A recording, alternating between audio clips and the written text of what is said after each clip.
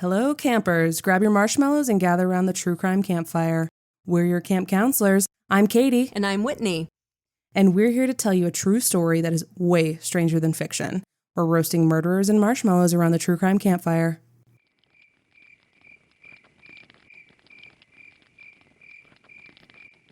There's an old saying, a gilded cage is still a cage, meaning you can be in what looks like an enviable situation.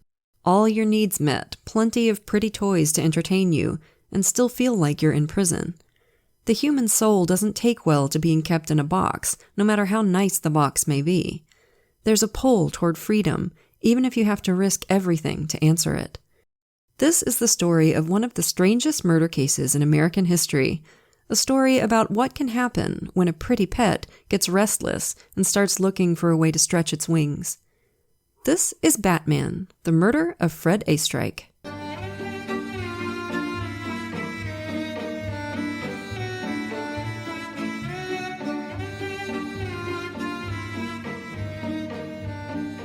So, campers, for this one, we're in a shishi neighborhood of Los Angeles, California, August 22nd, 1922. A worried neighbor called the police about some gunshots coming from the home of wealthy couple Fred and Dolly Oesterreich. They rushed to the Oesterreich's big, beautiful home to find the body of Fred lying in a puddle of blood on the living room floor. He'd been shot 3 times. As the officers stood looking at the body, they suddenly heard a sharp yell from upstairs. A woman's voice calling, "Fred! Fred!" One officer stayed with the body while the other raced upstairs. The voice was coming from a locked closet at the top of the stairs. The woman was trapped inside, banging on the door and calling for Fred. Glancing around, the officer saw a key lying on the hall table, and he tried it in the door. It swung open, and gratefully, Walburga Dolly Oesterreich came stumbling out of the closet. Once they got her calmed down a little, Dolly said she and Fred had come home from an evening out about 2 hours before. She went straight upstairs to hang up her coat, and suddenly she felt a pair of hands push her into the closet. Before she could even turn around, they'd locked the closet door behind her.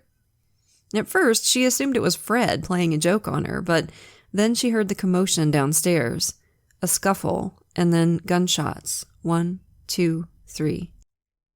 Ever since then, she'd been in the closet, yelling herself hoarse for Fred. But he hadn't answered back. Now she knew why. Her worst fear had been realized. Her husband of 20 years lay dead on the floor downstairs. Murdered. The investigators could see there'd been a struggle. Furniture knocked over, stuff all over the place.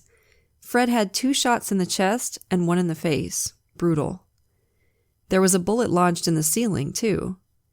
They found shell casings from a .25 caliber handgun, but a careful search of the scene didn't turn up any such gun. And this was interesting. Although they didn't find anything else stolen from the Oesterreich's house, they did notice that one thing had been taken.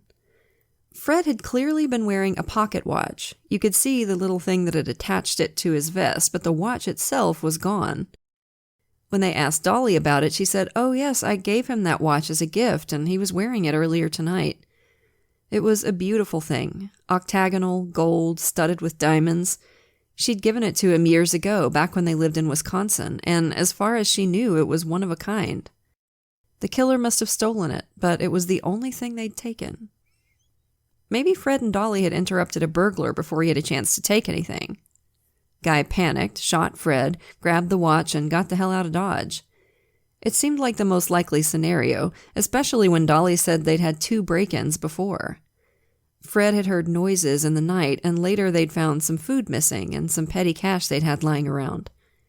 One of the neighbors backed this up. "Oh yeah, there have been a few break-ins around here lately." And the same neighbor, the one who'd heard the gunshots and called it in, had seen a shadow through the Oesterreich's window, walking toward the back of the house. And it was strange. About 15 minutes later, all the lights went out. Now, why the hell would a burglar stay in the house for 15 minutes after killing the homeowner? God, the cops must have just missed him. Weird. Sounded like the killer or killers, 1 or 2 the detectives figured, had balls of steel. Fred and Dolly had been in LA for about 4 years at the time of the murder. They'd moved there from Milwaukee to start up a new textile factory.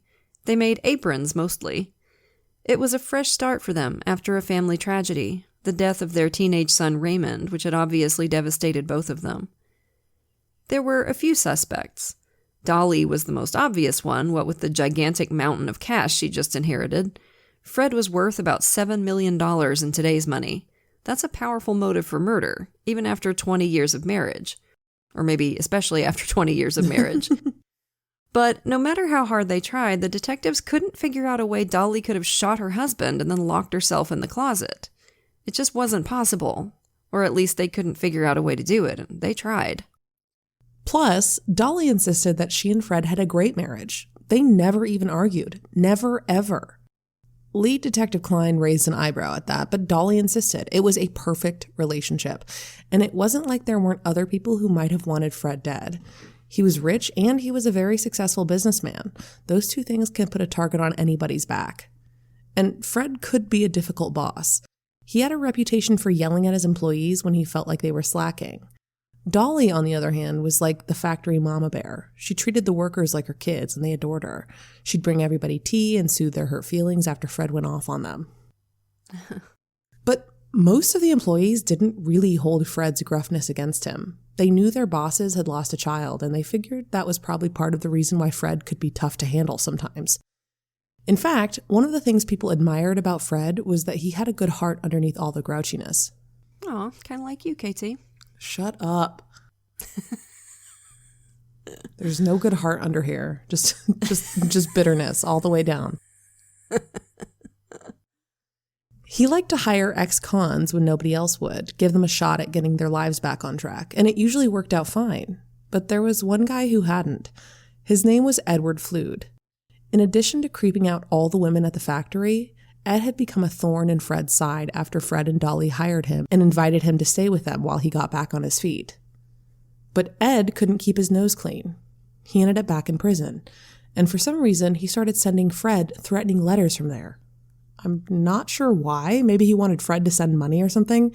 It's not clear, but he'd been released from prison again prior to Fred's murder, and he seemed like a likely suspect, so the investigators set out to try and find him. But this was the 20s, and back then it was hard to track people's movements. No computer databases, no nothing.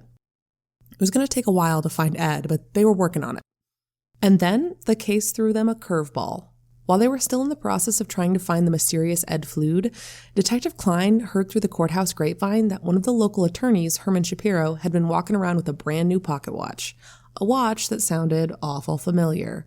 So he went to see Mr. Shapiro, and lo and behold, yep, he was sporting an octagonal, diamond-studded watch exactly like the one Dolly had reported stolen the night of her husband's murder. The plot thickened, especially when Shapiro admitted that, yes, Dolly had hired him to help her handle her late hubs' estate, and yes, things had evolved a bit from professional to, unprofessional. They were involved, and Dolly had given him the watch as a birthday present. So... That's a bit suspicious. The weeping widow moved on pretty damn fast. Suspiciously fast. To the investigators, it looked an awful lot like these two might have been an item before Fred's death. And maybe they cooked up this murder together as a little get-rich-quick scheme. So, time to crawl right up the ass of Mr. Herman Shapiro, attorney at law. Investigatively speaking, obviously. But it didn't take long to figure out that, at least as far as anybody could tell, Shapiro hadn't even met Dolly until after Fred's death. They weren't having an affair before the murder. They didn't even know each other yet. So it was time to haul Dolly in to explain herself about the pocket watch. She came in, looking glam and unbothered, and acted like the whole thing was no big deal. "Oh, well," she said, "I thought it was stolen, but then I found it in the sofa cushions, and I figured it would be a shame to let it sit in a box." "You didn't think to tell us it wasn't stolen during your husband's murder?" the detectives asked. "Oh, no, it didn't occur to me," Dolly said. Girl, what? They knew Dolly couldn't have shot Fred herself. She was locked in a closet, so the only way she could have been involved is if she had help. And it looked like Mr. Shapiro wasn't it. But the detectives obviously had to look at her anyway. Detective Klein had been side-eyeing Dolly from minute one for two very 1920s reasons. One, he didn't like her because she wore too much makeup for a woman her age, in his opinion. And 2, the murder weapon was a .25, which was a woman's gun. Okay, bro. I love that. What does that even mean, detective? Like, what? What? And I just want to know exactly how much makeup she was wearing. Like, was she just caking it on like a small amount, I suspect. Yeah, I'm sure. Any at all, probably. Yeah, she was wearing mascara and lip balm. Like, right. What is that? Why are you gendering murder weapons? What is going on? I'm guessing it was like a small, small gun. I don't know. It cracked me up so much. So they talked to the employees at the apron factory, and they all said Dolly was great. Nobody had ever seen her canoodling with another man or anything like that, and they got the same answer from the Oesterreich's neighbors and friends. No way, Dolly wasn't cheating on Fred. And Fred wasn't cheating on Dolly either. He didn't have time. He worked a lot, barely had time to spend with his own wife, much less another woman on the side. But Detective Klein just couldn't let go of his suspicions about Dolly. And eventually his digging turned up something interesting. Dolly had been seeing yet another boyfriend, a movie producer and actor named Ray Klum. And when they brought in Mr. Klum for a chat, he had a major bomb to drop. Klum was a friend of Fred and Dolly's from way back. They'd loaned him money when he first came out to Hollywood, helped him get his career started, and after Fred died, he said he and Dolly became more than friends. And one morning, Klum told the detectives she came to him with a little package wrapped up in brown paper. "I need you to get rid of this for me," Dolly said. "Please." It was a gun, Klum admitted. I could tell by the feel of the package. And dutiful boy toy that he apparently was, Klum said, "Yes, ma'am, Miss Dolly, ma'am," and tossed the package into the La Brea tarpits. The tarpits, like gigantic bubbling pools of hot tar.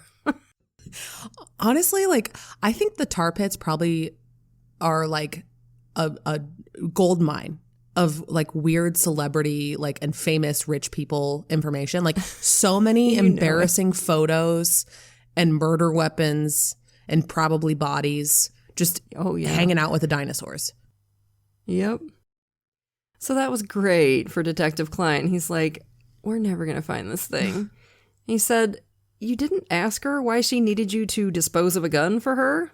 "Nah," Klum said. I have to say, y'all, I'm not condoning Miss Dolly's actions here, okay? Far from it. But I gotta tell you, I'm impressed at this woman's game. Like, I've seen pictures, okay? And we're not talking about Mae West here. She was a regular-looking woman.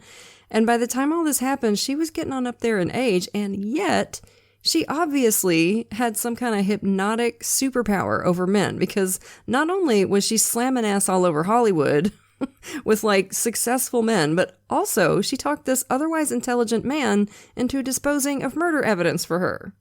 I'm just saying, the woman's game must have been flawless. Damn, I mean, the mind boggles, right?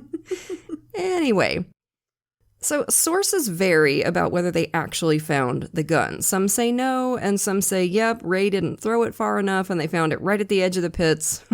So we don't really know for sure. But either way, Ray's story was enough to put the habeas corpus on Dolly a little under a year after the murder of her husband.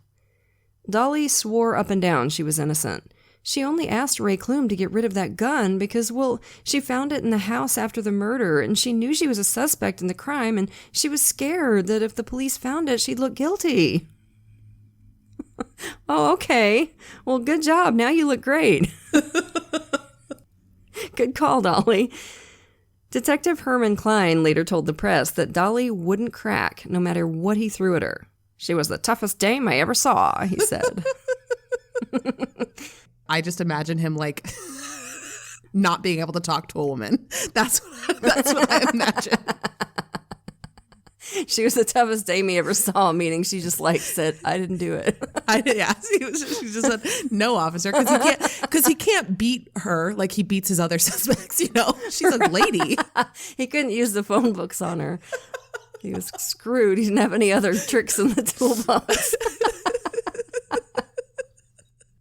The DA didn't buy it, and Dolly sat in jail as the investigation continued. He was a little squirrely about the whole thing. I mean, he acknowledged it looked bad for her, but there was still that whole locked in the closet thing. They needed more evidence, and they didn't have it, plain and simple. Dolly's boyfriends had been cleared. Shapiro hadn't met her yet, and Clem had an alibi. And no matter how hard they tried, the investigators couldn't prove that Dolly could have locked herself in that closet. It couldn't be done. Plus, according to an LA Times article, they couldn't prove that the bullets that killed Fred had come from the gun in the tar pits.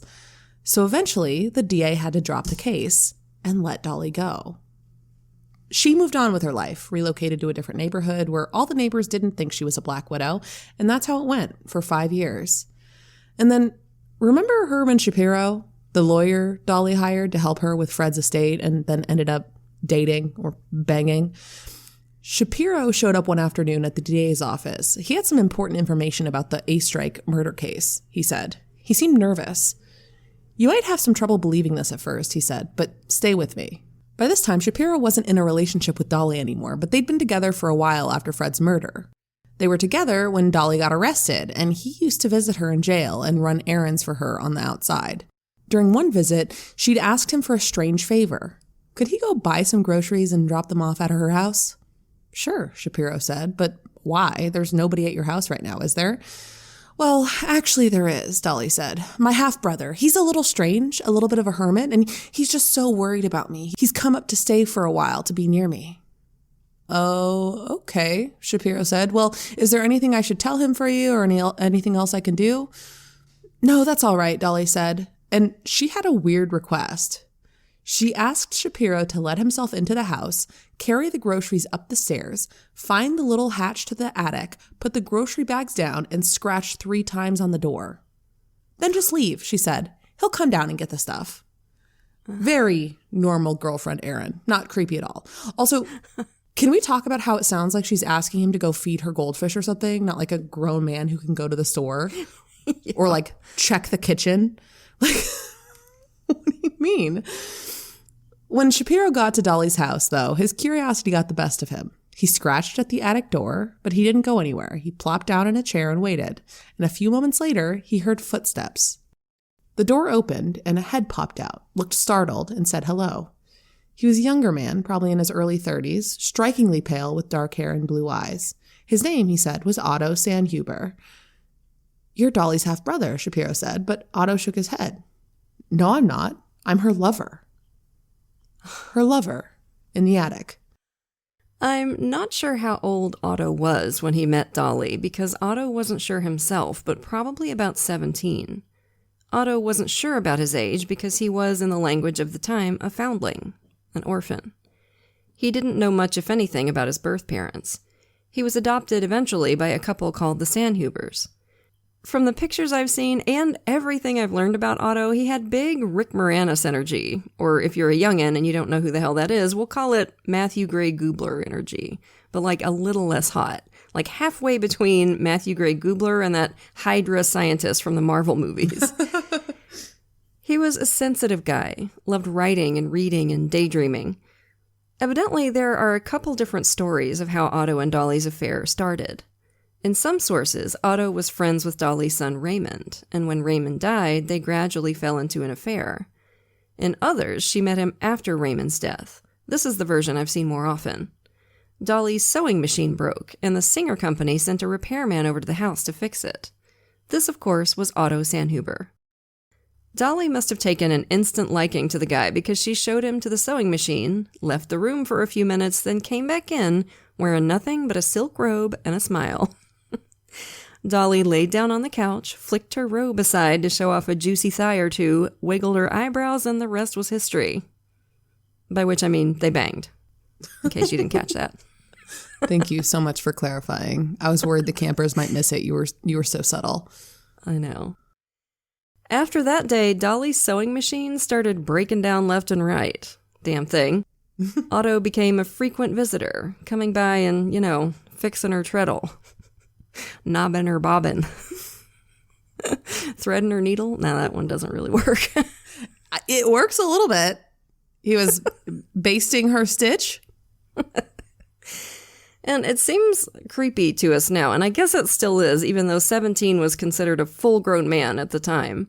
Dolly was in her 30s, and here's this 17-year-old lover. There are a lot of theories about what they both got out of it. Dolly had lost her son, so maybe she needed somebody to nurture, plus Fred had become sort of an absentee husband by this point. A lot of work, a lot of drinking, not a lot of attention for Dolly. And Otto had been abandoned by his birth mom, so he probably had some major mommy issues going on. But there's no denying they had a strong attraction for each other.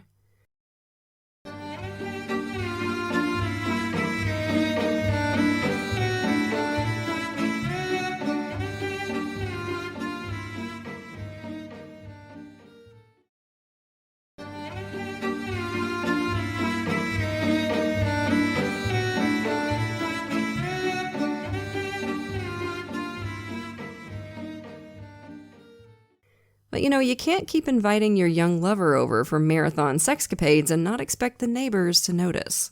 Remember, this was before we had Wi-Fi. People were all up in each other's biznatch, and gossip ran rampant in these little wealthy communities. God, I was so born after my time. Imagine being a society lady in the 1920s. You've got beautiful clothes, beautiful jewelry. You've got a big, gorgeous house. Your husband's always out working, so he's not home to bother you, And you can spend all day having tea and talking vicious shit about your neighbors with all the other catty bitches on the block. Oh my God. Yes, ma'am. It's so good. Could you? Oh, good times, right? Yeah. The music was pretty damn good, too. Pretty good. So Dolly had this to contend with if she wanted to keep Otto around. Now, this might have kept a lesser villain down, but our Dolly is an enterprising gal. A boss babe, if you will. She came up with a plan. Just move into the attic, she told him. Easy peasy. And he did. He went for it.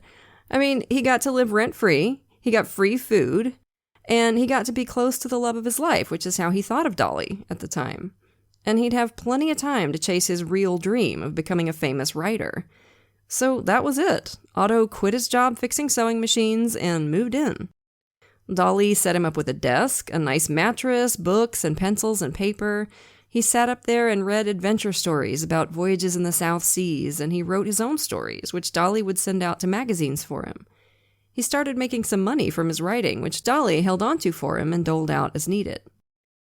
When Fred and Dolly were out to dinner or at a party, or if Fred was gone for the day, Otto would sometimes sneak out and go for walks around the neighborhood. Then he'd sneak back in. During the day, while Fred and Dolly were at the apron factory, Otto kept the house nice and clean for Dolly and did meal prep stuff like peeling potatoes and whatnot. Fred was too cheap to spring for a live-in housekeeper, so this was a major bonus for Dolly. Plus, it was prohibition, and Dolly and Otto liked a little drinky-drank. So one of their hobbies was to make bathtub gin together. Good times. This is so nice. I just love this. Is so like early 1900s. I can't even stand it. Bathtub gin. Bathtub gin. The only drawbacks, aside from the fact that he was living in an attic, was that Dolly had to padlock him in to keep Fred from wandering up there and discovering her dirty little secret. She kept the key on her and told Fred she was keeping her valuables up there. Huh. Not exactly a lie, I guess. When Fred was on his way out, she'd unlock the attic door so Otto could come down and eat and do whatever he wanted around the house. And as often as she could, Dolly stayed home sick from work. So she and Otto could have at it. And have at it they did. This woman had a sex drive like you would not believe. Yeah, I'm exhausted just thinking about it, I'm not going to lie. She and Otto would do it like 9-10 times a day. Which is that's just excessive, okay? It reminds me of that old Rita Rudner stand-up act where she was talking about her friend being in labor for 36 hours, and she's like, I don't even want to do something that feels good for 36 hours. Like, at some point, it's enough already. Jeez, let's go get some dinner. Yes, gents, Mr. Whitney is a lucky man. Jokes aside, I wonder if this is how she dealt with her grief over her son. Some people self-medicate with drugs or booze. Fred escaped into alcohol and work, and some people use sex, and I wouldn't be surprised if that was Dolly. Of course, she might have just been real randy. We don't know for sure. The wild thing about this is that this relationship went on for years, like 10 years, and involved several moves to different houses and finally to a different state, each house with its own attic for Otto. Unbelievable. An attic for Otto sounds like a weird romance novel. Like a spin-off of Flowers in the Attic. Mm-hmm. As you can imagine, you can't live in the attic of somebody's house for 10 years and never attract attention. Otto's grotto was right above Fred and Dolly's boudoir, so in addition to Otto occasionally having to put his hands over his ears and rock back and forth to avoid listening to Fred and Dolly's sex noises, there were plenty of times when Fred heard Otto walking around up there. Add that to the fact that food went missing all the time, and we're not talking a cookie here and there. We're talking steaks and rack of lamb and whole loaves of bread, and Fred was getting paranoid as hell about burglars. Dolly had to think fast about how to handle it, and she decided on good old gaslighting. Otto would cough or step on a creaky floorboard in the attic, and Fred would jump up like, "Did you hear that?" And Dolly would play it cool as a fridge full of cucumbers. "Darling, what are you talking about?" After a while, she convinced him he was hearing things, and she was worried about him. She talked him into seeing a doctor who told him he must be working too hard. Yeah, which Fred apparently bought. Bless his heart. That just, God, it's horrible. But eventually, like 7 years into this insanity, Fred came home unexpectedly one afternoon and found Otto in the kitchen, helping himself to a leg of lamb. Fred flipped out. "I knew there was somebody breaking in here," and threw Otto out on his ass. Dolly, of course, couldn't say, "Oh, no, that's my boyfriend, let him back in." So she snuck out to meet Otto in a park, gave him some money and told him, "Here, you can move to LA like you've been dreaming about. Write your stories." So reluctantly, but with no other options at the moment, Otto went. Got an apartment and a job and hated every minute of it. He missed Dolly, and he developed a little bit of agoraphobia from living in an attic for years. He was forlorn out there by himself. So Dolly immediately started working on Fred to move to LA. "We can start a new factory. It'll be a great adventure. You'll like it better out there, Fred. It's nice and sunny and warm." And Fred, bless his heart, bought it. Just this poor guy. This poor guy. Once they got out there, Dolly insisted on buying a house with a nice, spacious attic. A place to store her furs. MILF Manor 2.0. This woman, I swear to God. And it is creepy. I mean, it is. Like, it's, you can't deny it's creepy. Not just because of the age difference, but I mean, like, if you gender reverse that age difference, like, it's creepy. Like it's for sure if a man was keeping like a 25-year-old woman in his attic, are you fucking kidding me? Not great. It's not great. Not good. You know, again, like, because of the time, like, you're 17, you're a full grown-ass man at that time. Like, that's how society viewed it and everything. So it's a little different, but it's creepy. And it's not like, here's the thing is, I don't think 17-year-olds matured differently in the 20s. Of course not. Right? No, it was like, just societal. It's just societal. So, like, he's still a 17-year-old boy. And like living started. Yeah. By the time it ended, he was 30. But he was trapped in the attic that whole time. Like, what? Not trapped. He was living in the attic. So, like, he wanted to be in the attic. Yeah, but I mean, she social life. Groomed him to want to be in there. That's the thing. Like, he didn't have any. He got so used to it that he got weird about being out in public. It's just wild, man. And like can you imagine? Like, he didn't talk to anybody.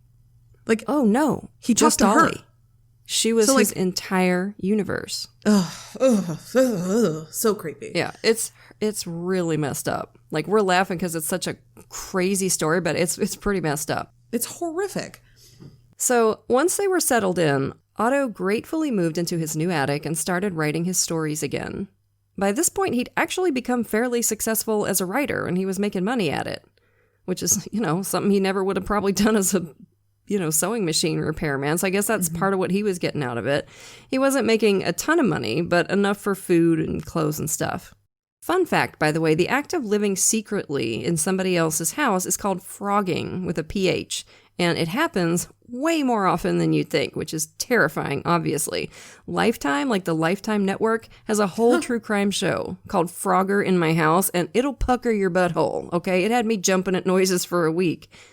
Although I'm not sure it counts as frogging if the lady of the house just tucked you away up there on purpose so she can get her a little something whenever she wants. So, fast forward. Dolly's sitting in jail, and Herman Shapiro is at her house to deliver groceries, listening to all this with his eyes falling out of his flippin' head.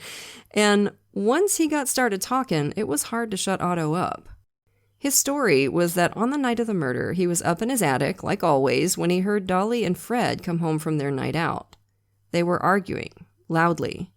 Their voices got louder and louder, and Otto started to worry that Fred might be angry enough to hurt Dolly. Then he heard a thud. God, he's hit her, Otto thought. Desperate to rescue the love of his life, he grabbed his 2.25 pistols and ran downstairs.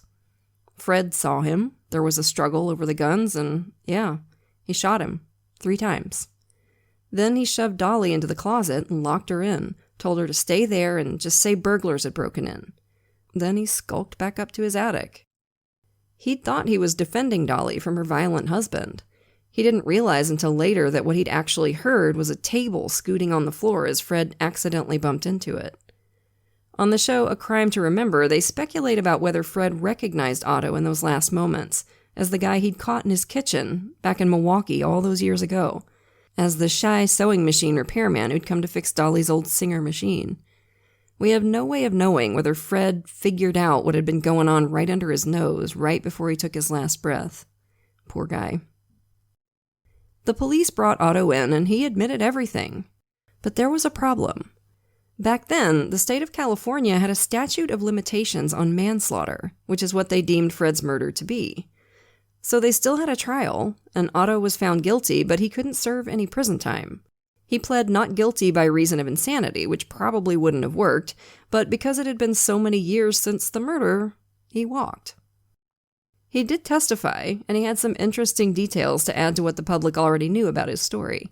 The media were calling the Batman because he'd lived in an attic, which is funny because the Batman comics were still several years away. Otto referred to himself as Dolly's sex slave, though he acknowledged that he'd been very much in love with her for years, and it seemed like the sex slave narrative was probably coming from his attorney, who was working really hard to paint him as like a hapless pawn in Dolly's hands. Otto talked about how he'd taken pride in taking care of Dolly and Fred's house and clothes, doing both their laundry, sweeping their floors. He talked admiringly about Fred's beautiful clothes, which Otto made sure to keep clean and pressed while Fred was at work. The man he'd murdered, who hadn't known he existed. Absolutely wild. He said he was always proud of the fact that people talked about what a great housekeeper Dolly was. She wasn't. He was. And he told the jury he had a little secret weapon he'd bring out anytime Dolly was getting on his nerves or trying to get him to do something he didn't want to do. He'd just quit eating and sulk in the attic, refusing to come down until she gave in. It's so friggin' mother and childy and Oedipal and awful. 17-year-old behavior because he hasn't been outside. Too mature. Yeah. I just... Yeah, he so froze creepy. at 17 in that attic. Yeah. Oh, it's so awful. Poor guy. I know he killed somebody, but I feel for Otto. I really do. Yeah, we do. So Otto had his guilty verdict, but it was nothing more than a symbolic victory for the state. Now it was Dolly's turn. The DA didn't buy that Otto and Dolly didn't plan Fred's murder. He charged Dolly with conspiracy to commit murder, and she went on trial in 1936. Amazingly, Dolly's trial ended in a hung jury. I mean, what more do you need? But again, it was the 30s. People had a hard time believing that a woman could be capable of something so evil as murder. So Dolly walked. Ended up finding love again. She was with the same man for 30 years before finally marrying him when she was 80, and then dying a few weeks later. Wow. On the show A Crime to Remember, forensic psychologist Joni Johnston points out that, look, Dolly was no innocent. She had no right to do what she did to Fred, but she was also living at a time when women didn't have a lot of rights or options. They couldn't own property on their own. They'd only been allowed to vote for like 5 minutes, and that was only the white women. So just get a divorce wasn't always a viable solution for women in bad marriages. If you could get one at all, you'd be looked down on by your peers, and you'd be financially shit out of luck. So she may have felt backed into a corner and not known how else to get out of her situation. Or she may have just been an evil bitch. Or maybe a little of both. Could have been little column A, little column B. Yeah, people are complex. Mm-hmm. Long after Dolly's death, somebody made a TV movie based on the case called The Man in the Attic. I haven't seen it, but I want to. I do too. As for Otto, we're not exactly sure what became of him. We know he moved away, we know he got married, but that's about it. I don't know if he kept up his career as a writer. I wish we knew what pen name he used so we could look up some of his stories. Oh, yeah. So did he and Dolly plan Fred's murder, or did it happen in the heat of the moment, like Otto said? It's hard to say for sure. I could see it happening either way. Yeah, on the one hand, I don't know why they need to kill Fred. I mean, they'd been happy with things the way they were for like 10 plus years by the time of the murder. So why rock the boat and, risk everything? Otto was definitely protective and obsessive about Dolly, and I could see him going apeshit if he thought Fred was trying to hurt her, running down there, getting into a struggle over the guns, and bang, bang. Yeah, and I could also see them planning it. Like Otto saying, I'm so sick of living this lie. I want to be able to come down from this damn attic and live a real life. Or Dolly saying, I can't take this guy's drunk, grumpy ass anymore. Please get rid of him for me. Right. So at the end of the day, we don't know. I mean, I'm not sure. Part of me can't really see Dolly wanting to rock the boat. Like, she was Otto's whole life, but he wasn't her whole life. She still had friends and work and social events, while Otto was the one stuck in the attic all the time. Maybe he wanted to come down and really live by her side. Or maybe he was happier in his little hidey hole, dreaming of the South Seas. What do y'all think? Let us know. Because the story is really different depending on which side you come down on. Dolly and Otto are really different, much more calculating and evil in the second version than the first. But whatever the truth is, this has got to be one of the most stranger-than-fiction cases I've ever come across, and I wouldn't have seen that twist coming in a million years. So that was definitely a wild one, right, campers? We'll have another one for you next week. But for now, lock your doors, light your lights, and stay safe until we get together again around the True Crime Campfire. And we'd like to thank our listener, Diana, for suggesting this case. We had a lot of fun researching this one, so thanks so much. And as always, we want to send a grateful shout out to a few of our lovely patrons. Thank you so much to Nada, Eleonora, Erin, Pam, Angela, Lana, and Joanna. We appreciate y'all to the moon and back. And if you're not yet a patron, you are missing out. Patrons of our show get every episode ad-free at least a day early, sometimes even 2, plus tons of extra content like patrons-only episodes and hilarious post-show discussions. And once you hit the $5 and up categories, you get even more cool stuff. A free sticker at $5, a rad enamel pin while supplies last at $10, virtual events with Katie and me, and we're always looking for new stuff to do for you. So if you can, come join us at patreon.com/truecrimecampfire. For great TCC merch, visit the True Crime Campfire store at spreadshirt.com. Check out our website at truecrimecampfirepod.com. You can listen to us on YouTube now, and hey, leave us a review if you like what we do.